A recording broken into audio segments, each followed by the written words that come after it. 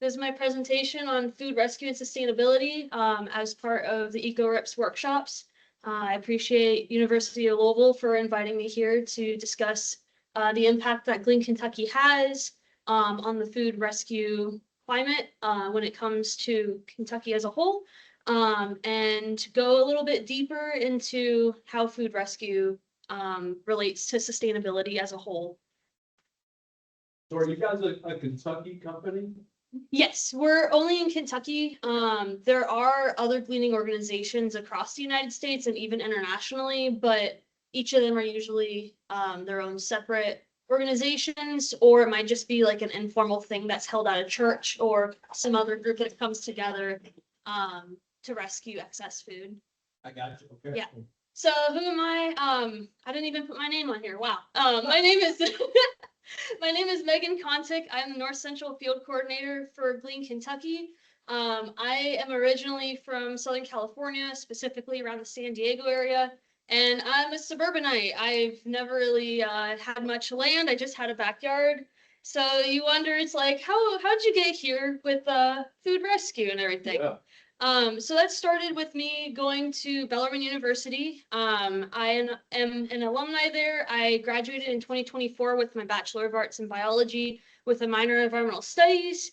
And I just finished a few months ago with my Master's of Business Administration. Oh, congratulations. Thank you, thank you. Yeah. And getting into food insecurity and interest in working in the nonprofit sector started with the alternative spring break trips that Bellarmine University offers, where instead of vacationing on spring break or just chilling from classes for a bit, you go on a service-based trip to a different city.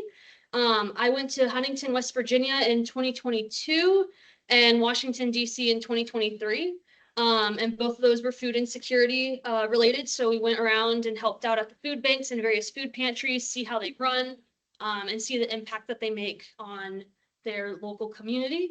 And I also was the Bellarmine Farm steward intern for one summer and just generally helped out there. So I really do enjoy gardening, farming, all the whole shebang, and food insecurity is a bit that I feel like needs to get covered a little bit more and helping combat that with food rescue.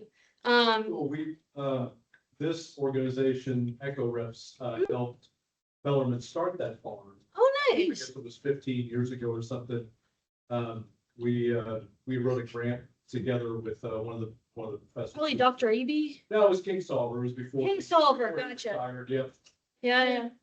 Anyway, I'm just glad to see that there's still work going on over there at that farm. Yeah, no, the Bellarmine Farm, it's really small but mighty. There's a lot of trees in the orchard there, and they've been pruned back properly because it was kind of a little quiet for a few years, and now it's back in production. Right. So with Sure worth it. yeah, so my work with Glean Kentucky, I'm moving hundreds of pounds of excess produce on a weekly basis. On Wednesday, I was at Rootbound Farm, moved about 1,200 pounds of mini watermelons, cabbages, poblano peppers. And I just got a text before this meeting as well, being like, hey, we have broccolini, more poblanos. Can you come grab it? And I'm like, I'm busy right now, but I'll find somebody to get it. So it gets used instead of being composted, which is the best case scenario for food waste, obviously, is compost or feeding it to your livestock. But yeah. So what exactly is Glean Kentucky? We're a nonprofit organization that helps nourish Kentucky's hungry by rescuing and redistributing surplus fresh foods. Essentially, we're food logistics. We move food from point A to point B whenever there is a need, whether it's on call from a farm or we're working with a food pantry to fulfill a transportation need. If they don't have a volunteer that's able to stop by Walmart, mostly Walmart, honestly. Walmart and Kroger's are the ones that I've been able to work with. So Glean Kentucky was formed in 2010 in Lexington. In 2023, we expanded to Louisville and the surrounding counties. And just a few months ago, we surpassed 3 million pounds of food gleaned since our inception. And in North Central Kentucky, year to date, we have surpassed over 100,000 pounds year to date, which I love analytics and all that MBA things. Sure. So how do we exactly do food rescue? We have two routes. We do grocery gleaning, like I mentioned, where we pick up from retailers, anything from Target and Walmart all the way to Kroger, or sometimes even smaller grocery stores that might just have a little bit extra produce. So it doesn't need to be a big box store. We're happy to always pick up whatever is available just so that it gets into somebody's belly instead of into the trash can. I don't wanna, destroy your punchline or whatever, but is there a fee associated? There's no fee at all. Sometimes we've had potential pantries ask us if there is a fee to help, and it's like, no, this is completely free. We just want to make sure that food gets from point A to point B, and oftentimes that middleman doesn't exist. So now we're that middleman Right. to help people. The retailers, they don't have to come curate those relationships with the pantries, and the pantries don't need to scramble to find a volunteer to fulfill that need. Oh, that's cool. So potentially any food outlet could contact you guys for this. Okay. Basically, yeah. Well, then are you gonna talk about how you sustain yourselves? I mean, I'm sure there's a financial element to this. Are you gonna talk about that or? I do not have that in this presentation. I like to say I just work here. I'm not as much of a money person. That would definitely be a good, you can invite Jennifer Palmer, executive director, back, and maybe she should talk about the logistics of nonprofits and grants and all that. Okay, That but would be that's the method. It's grants. Yes, yeah. Funding. Grants, individual donations, different companies, sponsorships and such. Oh, that's cool. Yeah, yeah. Okay. And then we also do direct from the farmer or from the gardener. We don't discriminate on how big of a plot you have. If you have excess food, you have excess food.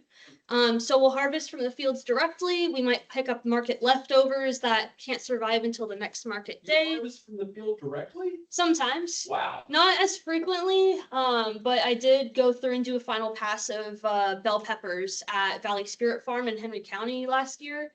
And that's just, even if it's a small little pepper, maybe it's a little imperfect, but it's still food instead of what's necessary for market, where everyone likes to see that perfect apple or the perfect bell pepper.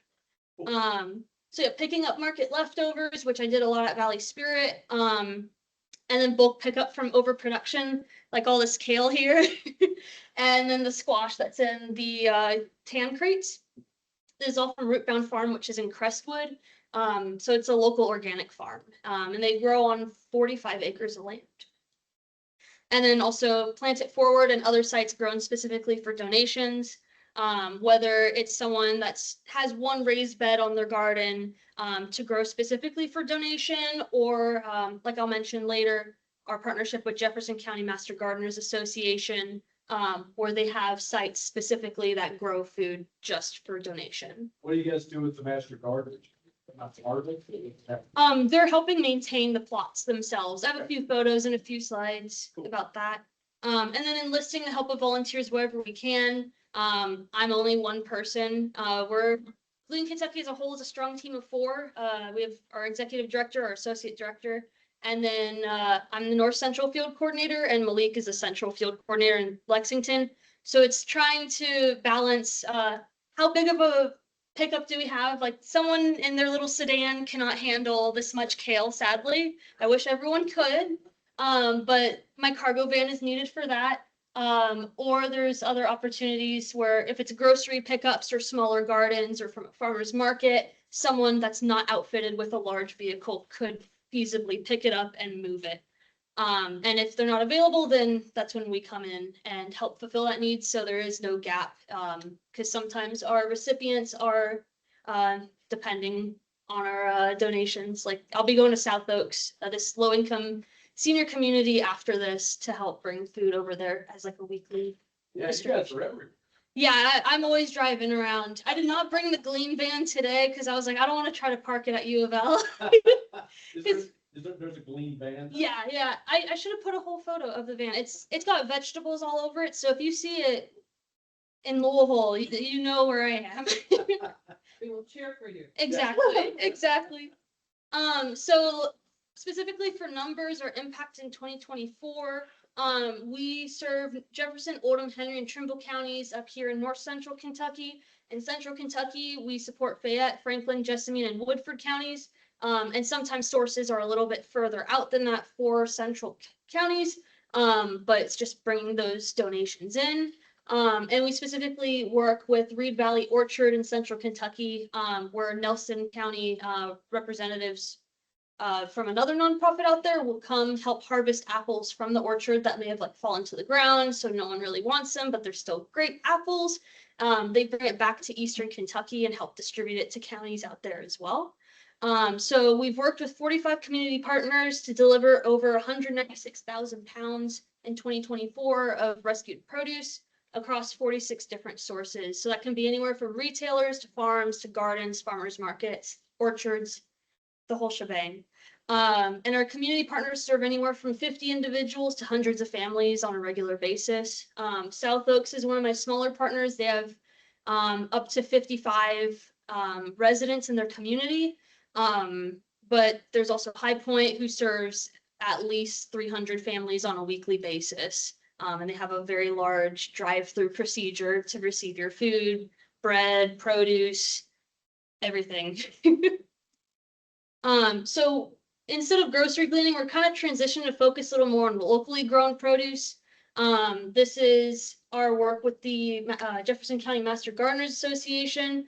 So on the left is the plot at Crescent Hill Presbyterian Church. It's a lot smaller, but it's still very mighty. And then these two photos are from the Avish Estate, which is out in Prospect. The Poe family was gracious enough that they allow us to harvest from their gardens for donation specifically. And Chelsea Hicks is the head gardener there, and everyone is just so lovely to work with. So I'm gardening about 8 hours of the week during growing season, which is really fun to see what comes out. We got everything from like Swiss chard beets. We harvested leeks the other week, and just yeah, it's just so fun. It's so fulfilling. I enjoy working with these people every single day. Well, it's really inspiring to see you smiling so much. Like at every slide, it just gets bigger and bigger. Exactly. You really seem to enjoy what you're doing. Oh yeah, definitely. And obviously the Avish Estate, it's our first year of production for donation. So next year we're going to try to do bigger and better, with more plots, more planning out, to make sure that things are transitioned, just because 2025 has been very weird across the board for farmers, just with the flooding earlier in the year and just like the late frost and a lot of rain, but then it's a drought. It's just been a wild card of a year, and fingers crossed, knock on wood, that 2026 is a bit better for everybody. And also we pick up from Rootbound Farm, so local overproduction can be a good thing sometimes, just because instead of going to compost, we're feeding people specifically. Yeah. On the left is a photo from Wednesday with all those cabbages, watermelon, and poblano peppers, and a little container of microgreens, to spice up a salad a little bit. In the middle is all the broccoli that was earlier this year. And then this was last year, a sheer amount of curly kale that I brought to Change Today, Change Tomorrow. And they help distribute it to many families in the West End. The broccoli, like anytime there's a large pickup, I often go to at least 4 pantries to help kind of spread the love. And it's a balancing act, because a lot of pantries are open earlier in the week, and they might have specific hours of operation. So like the potential pickup today or tomorrow from Rootbound Farm, no one's really open, so I got to figure out who's able to store it over the weekend, has that capability for such a mass amount of produce, just so it finds a home again instead of going to compost or feeding the pigs. What do you do there? Because that must be, those are for-profit facilities, I'm sure, that have those refrigeration capabilities. Do you just have a network of them, or?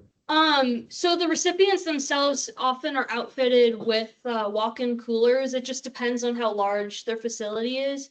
Like Bread of Life out in Goshen, they serve 80 families a week. And they have a walk-in cooler and a walk-in freezer. And depending on how much money they might have from grants, they might have the fridges inside that have like the nice glass instead of like a typical house fridge. Yeah. Or like United Crescent Hill Ministries, up until a few months ago, they got a grant to buy those types of fridges because before they would have to have volunteers come in and make ice baths for everything that came in that needs to stay refrigerated for the 2 hours that they do distribute food every Monday through Thursday. So that was a lot more manpower compared to sticking it in a fridge. So I would say manpower is usually the name of the game here and trying to find that balance of it. Do you ever find any dissonance when people say manpower since you're? I don't know. That doesn't bother you? No, okay, all right. I don't know. I got the muscles and everything. I'm just like, hey, like I like taking people by surprise, picking up a 60-pound crate, and they're like, yeah. I mean, it's like you look at me, I'm 5'4", and then you see this whole stack of broccoli and everything, and I'm just like, whoop. It's serious lifting for sure. Yeah. My back still hurts from Wednesday, but it's fine. So grocery cleaning versus locally grown, just like kind of the issues and benefits to both of them. With grocery cleaning, it's been processed, packed, shipped. There's a ton of steps to the end user, and often with donations, we're past the end user technically. A lot of the items that are gleaned are at or out of date. Which doesn't necessarily mean they're bad. If they're still of good quality, we can still feed people with it. It's just, it's waited and waited and waited because the retailer is trying to make a profit. So they're not going to discount something that might have 5 days left on it. They'll wait until 2 days left. And then we have to wait for the worker to process it as a donation. And it's just keeps pushing it back. And typically these pickups are point A to point B. So I go to one Kroger, I go to one food pantry, I go to one Walmart, I go to a different food pantry. So sometimes they may not get stuff that is relevant to the clients that they serve. So it's just a matter of there's too much food that goes places where they may not necessarily use it. We used to work with Spark Hope. They would get a lot of bread in from Kroger. Spark Hope is single parent resource center, and they would receive crostini breads from Kroger. Well, if you're a single parent, you're not trying to feed your kid little crostinis. You're trying to get whole slice bread. You're trying to get something that's a little more relevant and useful for your family. So grocery cleaning has those stipulations within them, which sometimes are a little troublesome. And on top of that, again, they are past the end user essentially. So Do you have to deal with the health department at all? so that is actually one thing I should have put in here. We are covered by a state and federal law, essentially like the Good Samaritan Act in a way, where any produce that's moved by a nonprofit, you cannot be held liable for the results of it unless there's gross negligence in there. Like, for example, if someone's moving meat and they leave it out for 4 hours, Yeah. and then they're like, yeah, now I'm going to donate it. Yeah, people are going to get sick from that, and you definitely will be held liable. Do not leave meat out for 4 hours. But yeah, so that's grocery cleaning. We're trying to focus a little more on locally grown because it's in season, local. It can be harvested the day of or within a few weeks of harvest. We know exactly where it is. We know where it's coming from, where it's going, and we can better cater to the needs of a specific population. One pantry may not like avocados. Sister Visitor Center, they said that they moved 5 whole avocados in one day. Wow. They have like 2, 3, 4 flats of it, like that you'd see at Costco. So Catholic Charities also has Father Jack Jones Pantry, which supports a large Hispanic population. So moved it there, went a lot better. Yes. Yeah, I used to work at the Kentucky Refugee Ministries, and I know a lot of the immigrants eat so much better than Americans do. Yep. So I'm thinking, like, that's what I was thinking. I'm glad that you mentioned that, because unfortunately we don't have a lot of refugees coming in right now. Mhm. But, definitely a lot of the immigrant population are healthy eaters. Definitely. So you move produce, not meat? We only move produce, eggs, bread, and desserts. We do not move meat at all. We do not move prepared foods. We focus on something that's as close to the original product as possible. whole uncut produce is gonna last a lot longer than something that's been cut, processed, packaged, et cetera, et cetera. Like baby carrots versus carrots that we've pulled straight out of the ground kind of deal. And so do you ever run, I mean, I'm sure that there are logistical problems for you guys with packaging. I mean, do you guys ever have to deal with packaging per se? I see it's in one picture, but not. It depends. Do you mean for grocery gleaning or for like the local For produce? grocery, it seems like you would get, I mean, obviously a huge amount of packaged foods. Is that ever, is it ever important that you take them out of the package or is it? However we receive it, we keep it that way. Okay. We don't, we just do point A to point B. Whatever's done after that point is up to the recipient, Gotcha.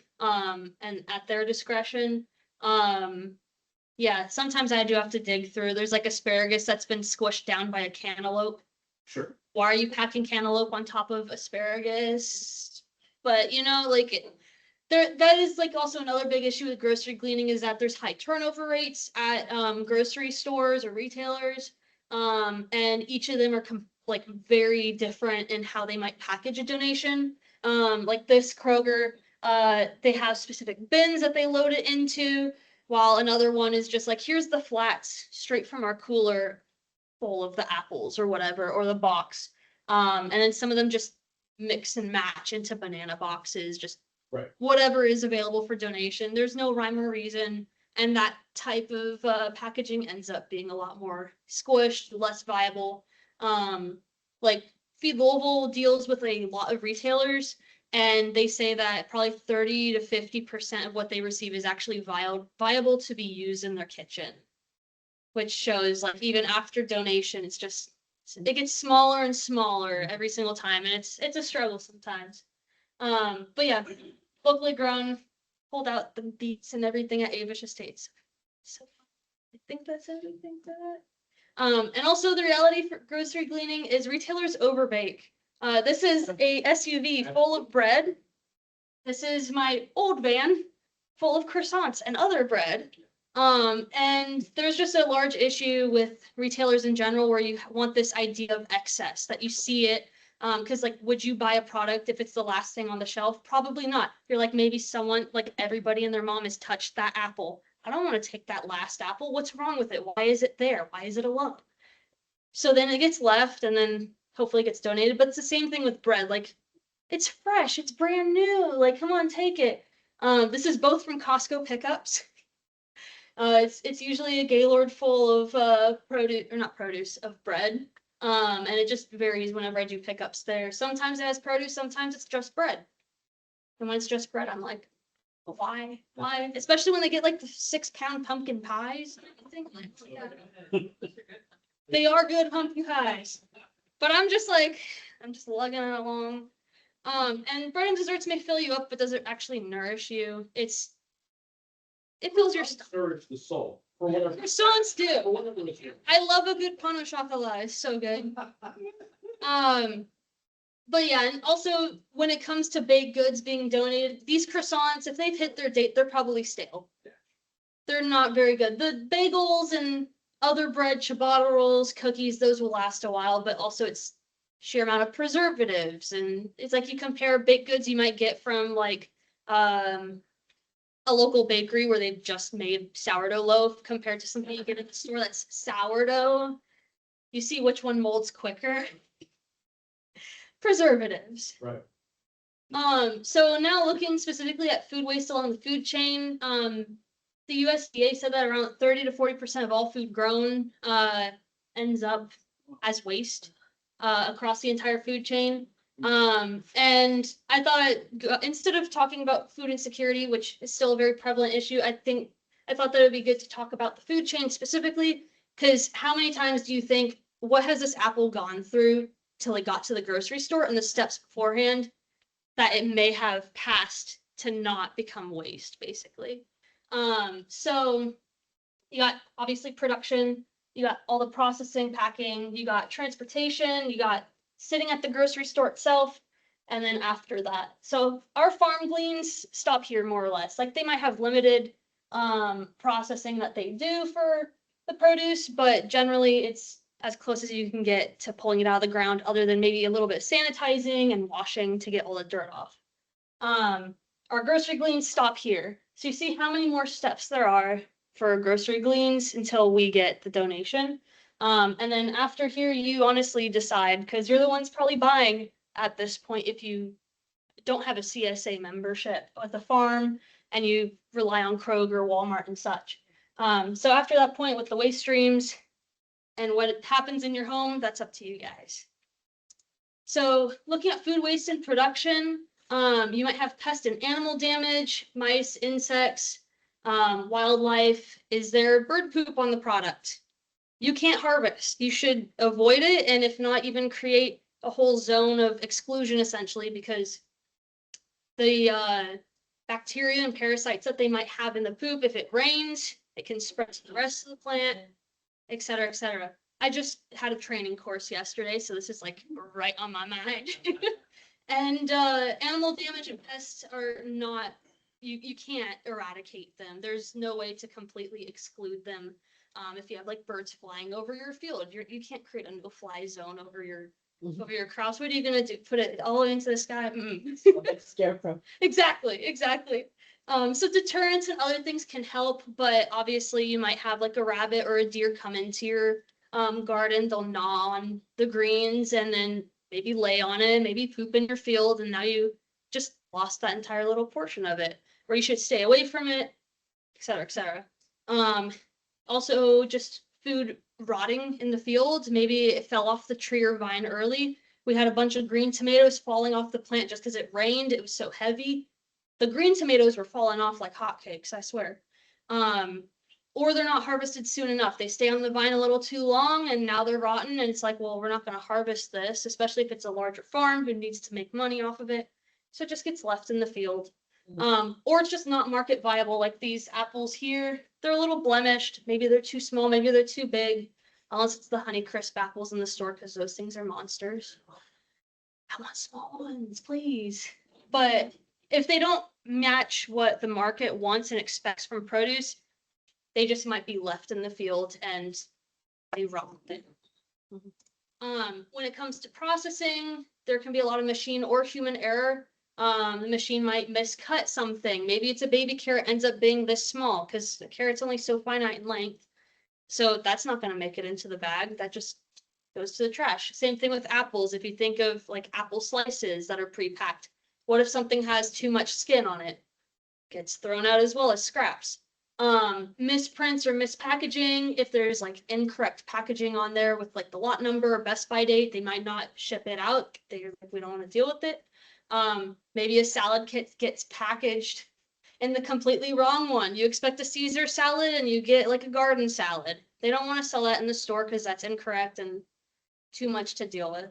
Or just general damage of the product in the machines, gets scraped, squished, doesn't make it through quality control, gets trashed.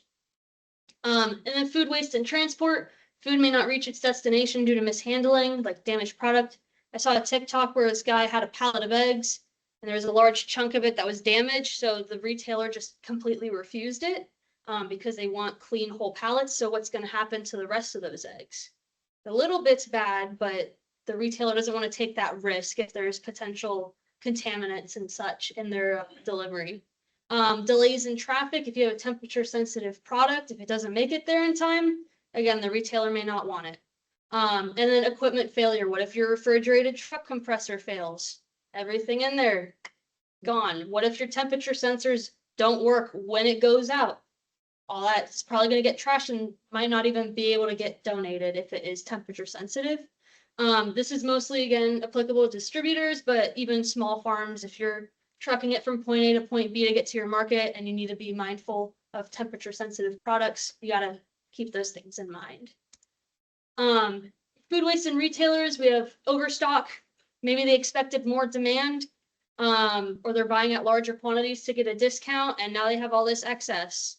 And it just sits there and it's gone through all those steps in the food chain, and it might rot in storage because they can't get it out to the store as quickly as possible.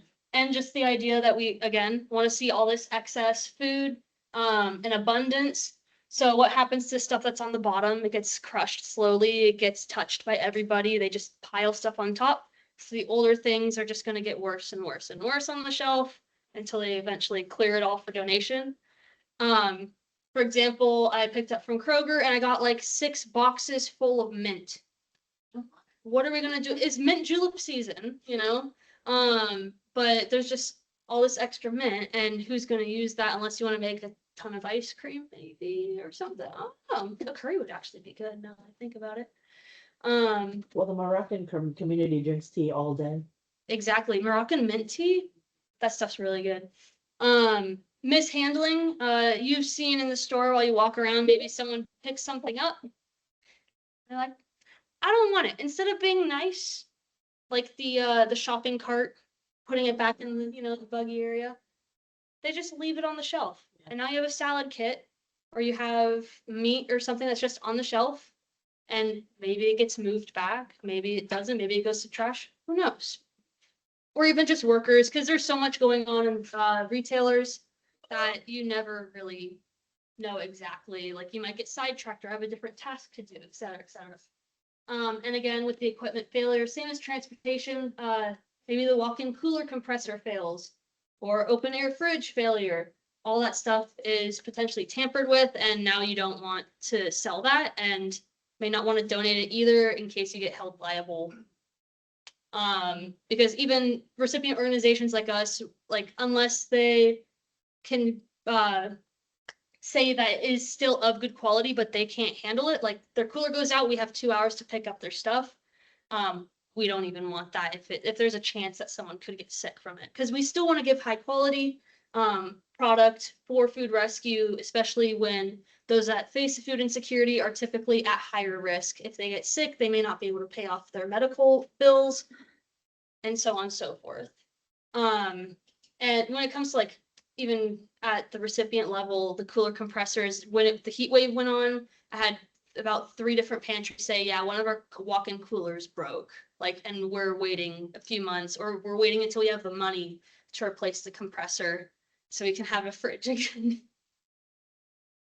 And then food waste in the home, over purchasing, again, with the American mindset. We do usually weekly grocery trips. We don't shop every single day like most other countries do. And then because of that, we buy something we don't end up using. Maybe we buy food, we plan to use it. Someone invites you to go out to dinner. Well, those dinner plans at home now have fallen through, and it just domino effect. And the mentality of bulk buying for savings. Not always the best thing. You do not need 2 gallons of milk from Costco. That is probably going to go in the waste. And then we can choose to do composting, especially food scraps from prep. No one's going to end up eating it unless you make vegetable broth or something like that. But even if you have like molded fruits and vegetables, throw them in compost, don't throw them in the trash can. Those nutrients will end up back in the earth instead of in the landfill. And I'll be talking about on the next slide, but with the landfill, there's so many people that throw out-of-date food out, or just uneaten food instead of having it as leftovers. They're just put it in the trash, which is a very big issue with dining commons and such, where you don't get to choose your portion necessarily. You get too much food, well, you're not going to box it to take it home. So with food storage dates especially, a lot of food goes to waste post-purchase because it sits around going too long, going unused. When it comes to these dates, sell by, best if used by, they're indicators of peak quality, not safety. Used by is a little more of a gray area, but that's typically seen on like meats and such. So these foods, if they're handled properly, should still be viable after these dates. For example, I have eggs that have been in my fridge for 3 months. They're still good. I float them beforehand. They don't float, I'm gonna eat it. What does that mean by floating? What is it? You can check if the egg is still viable. If you put it like a glass of water, drop the egg in. If it floats, it's rotten. If it stays on the bottom, you can still eat it. Oh, Yeah. So that's great. back in the past, I used to look at the date and be like, oh no, it's past the date, I gotta throw it out. Oh, No, this job has definitely opened my eyes with it. If it's out of date 2 months, like a boxed pasta, who cares? Eat it. Because lots of out of date food ends up just going to the food pantries, which honestly, there's not a lot of care and dignity in just offloading your expired food to those that are in need. But I digress. I was once at a pantry and looking through canned goods that got donated. And apparently someone was clearing out their grandma's pantry because I found a can of beets that expired in 2013. Why would you even fathom donating that to a food pantry? No one, I don't know if anyone really wants canned beets to begin with, but something that's 10 years out of date, that's way past, that's not safe at that point. You might get like botulism or something. But yeah, so impact of food waste itself, it's a waste of resources. You think of all the land that's used to grow things, all the water. If I remember correctly, the statistic is 70% of all water is used for agriculture in the world. Wow. So there's a lot of water that goes into growing crops, so we don't want to see it go to waste. And then the labor, gas, electricity for storing, for transportation, for the farm equipment. And if food waste ends up in the landfill, there's increased methane production, which is a greenhouse gas that persists for only about 7 to 10 years, but it's more potent than carbon dioxide. It traps more heat, contributes to global warming. But there are methane digesters in landfills where they do collect the gas and then use it to produce energy. But you got to have a similar mindset to, reduce, reuse, recycle. The best thing to do is to reduce what even goes there to begin with, instead of being like, well, we have a end product that does help people. Just prevent it from going in the landfill to begin with if you can. And again, food waste, instead of wasting it, it could be feeding people instead if you stop it at a step before it gets to that point. And just some demographics in Jefferson County, food insecurity. 13% of the total population, or about 1 in 8 people, is facing food insecurity. So they don't know where their next meal may be coming from, or if it may not be nutritious. And 1 in 5 children are food insecure. So they might rely on school lunches and such to stay fed. So what can you do? You can be intentional about the food you purchase. If you don't really, cook the vegetables that you end up buying, like me and zucchini, I don't buy zucchini anymore. I know I'm not going to use it. Opt for canned or frozen options instead, or prep it and freeze it yourself. If you get fruit and it often goes bad before you eat it all, buy smaller quantities or freeze a portion to use in smoothies. Or if you can't use it in time, rehome it to some place that can. Sometimes if you have a food pantry nearby, they might accept donations of food if it's fresh food that's handled properly. And if you're not a fan of leftovers, freeze extra portions or just don't cook as big of a portion. The EPA has a food recovery hierarchy. So source reduction would be not producing as much to begin with, donating food to those who may be hungry, and then feeding to animals. And composting, I would say, are kind of interchangeable. It depends if you have somebody who has pigs nearby, probably, to get all the scraps. And then landfill is always the last resort. At Feed Louisville, they have 2 pig farmers they work with. So any scraps that they can't, or any food that's not viable, feeds pigs. So Wow. they minimize as much of their waste as possible there. Who? Feed Louisville. Oh, feed. Yeah, yep. But yeah. They only have 2 pigs? 2 pig farmers. Yeah. Why could 2 pigs handle it? I know, it would be too much. Yes. I have a comment, you should have your social media handles, I just followed you on Instagram. That's Oh, really true. super nice. True. So, I believe it's just at Glean Kentucky. let's see what it says. You can tell I don't really go on social media as much. I stay off my phone as much as possible. Well, you're despite- driving all the time, right? You can't drive. Exactly. I just be like, so. Yeah, it's Glean_KY. Okay, there you go. I need to put that on for next time. Can they hear that on your thing, Brian? Yeah, Okay. if you just yelled Okay, it. G Instagram is Glean_KY. Very good. GLEAN_KY. Any questions or comments, concerns? I can help you with those probably. So if there was 1 or maybe 2 policies that you could change, either government or corporate policies, Mhm. to address this crisis, what would it be? Oh gosh. Is it that out of date stuff, the labeling? Honestly, I think like policy wise, obviously there's been a lot of cuts to SNAP currently. Sure. And unless that people have actual money or money equivalent to use in stores to buy food can lead to more waste. Potentially, that would be my thought. If people are struggling to buy vegetables, why would they choose more expensive ones that may have been opened up by SNAP as one that's viable? That kind of stuff. Or honestly, I would say just a general like societal change needs to happen where the idea of abundance in grocery stores needs to kind of shift to understanding. But obviously, unless you have someone coming out to talk about food waste and like the food chain and explaining it, how are you necessarily gonna like, how often do you ponder where did this apple come from?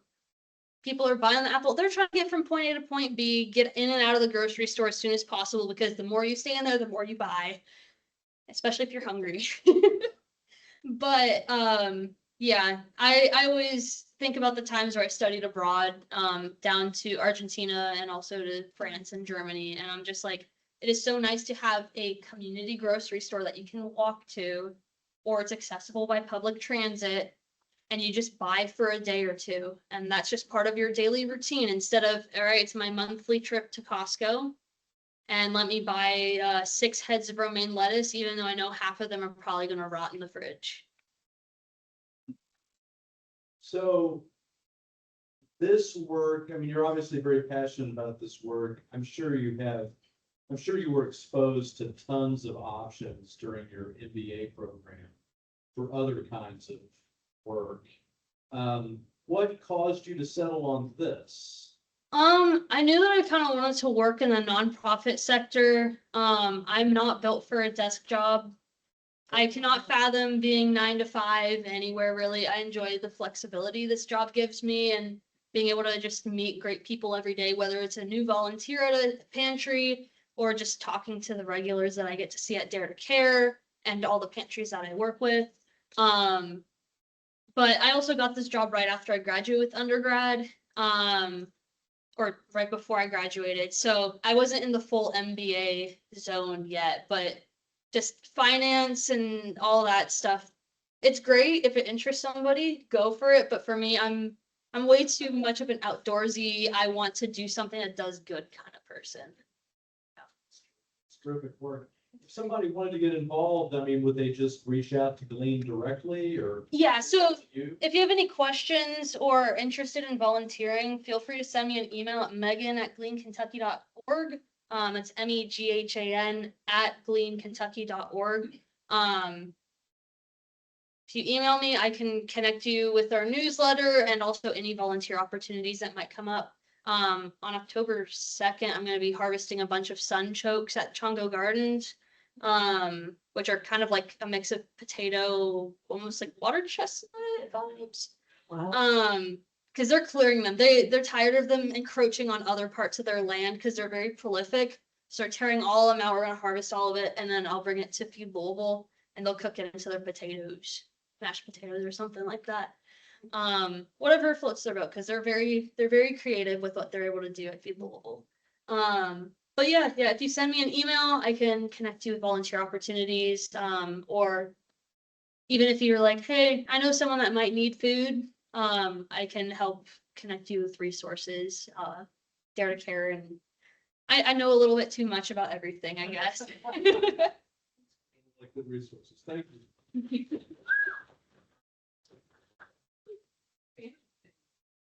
Thanks for coming up and talking with us. Yeah, thank you for inviting me. Other Gleans and other states, similar organizations that you Oh, know. yeah. So there is. Well, thank you, folks. Hope you enjoyed this EcoReps meeting for September with Glean Kentucky. We have one of these every month. We'd love to have you join us on Belknap campus or virtually another time. I will pass along these comments from the chat to Megan, and hope you guys have a great month. Look forward to seeing you around U of L sustainability events in October. We've got a ton of them. Please check them out on the U of L sustainability website. Well, the two of you sitting here, of course, already know about this. This is for the recording. So anyway, good to see you all. Take care. You too. Thanks.